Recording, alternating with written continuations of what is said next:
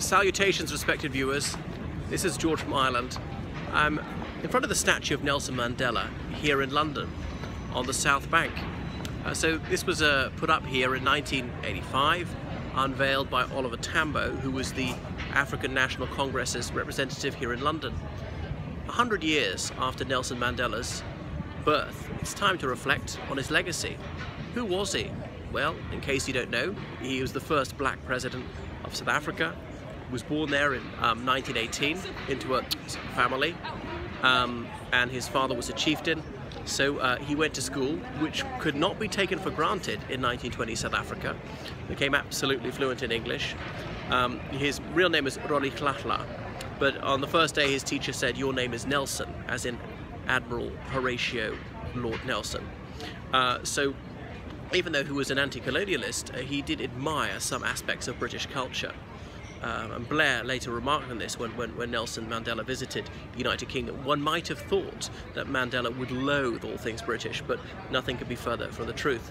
So he did various jobs, a clerical job in a mine and so on. Then he started working at a lawyer's office. Eventually he went to Witwatersrand University in the 1940s, and he was one of the only black students. Apartheid wasn't introduced until 1948, so black undergraduates were allowed to study at that university. After 1948, that was no longer permitted. He had an arranged marriage, which was fairly unhappy. That one broke down, partly because his wife became very involved in the Jehovah's Witnesses, who eschewed all political involvement. Anyway, in the 40s, Nelson Mandela was working at a law firm, and the white lawyers there recognized him as his equal, and he was as their equal. And he was astonished because other white people had treated him with disdain and were openly racist towards him. So he said, "Why is it that you believe in racial equality and most whites treat us very badly?" And they said, "That's because of our political ideology." So he said, "Which one is that?" And they said, "Communism." So then he thought communism could not be all bad. But he was involved in the nationalist movement from the 1940s, but he was regarded with some coolness by other African nationalists, partly because so many of his friends were white or Indian. So he joined the African National Congress, which had been founded in 1912. It was in some respects a carbon copy of the Indian National Congress, which spearheaded India's campaign for independence. The ANC was initially only for Africans, as in people who were of the black race. It was not for whites, it was not for those of Asian stock. So in the 1940s, the black community formed about 70% of the South African population. Most of the rest were whites. There were some coloured people, which meant people of mixed black-white ancestry, and indeed there were those of Asian descent. Asian overwhelmingly meant of Indian ancestry. But then the Freedom Charter came out in the 1950s, which envisioned a multiracial South Africa, people of all races having equal rights.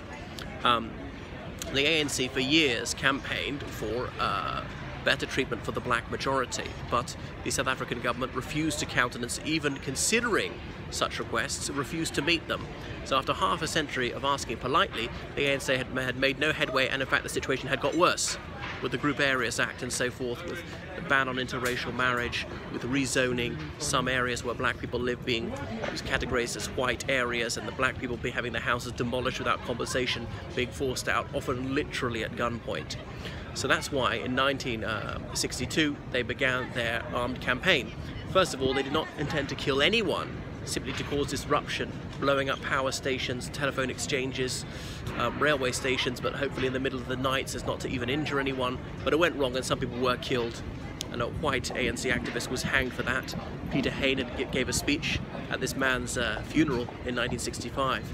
So Mandela was caught for this. He was imprisoned a couple of times briefly, and his wife, Winnie Mandela, I should point out he got divorced, and he married Winnie Mandela, who was very much involved in their campaign. There was Umkhonto we Sizwe, Spear of the Nation, the ANC's armed force.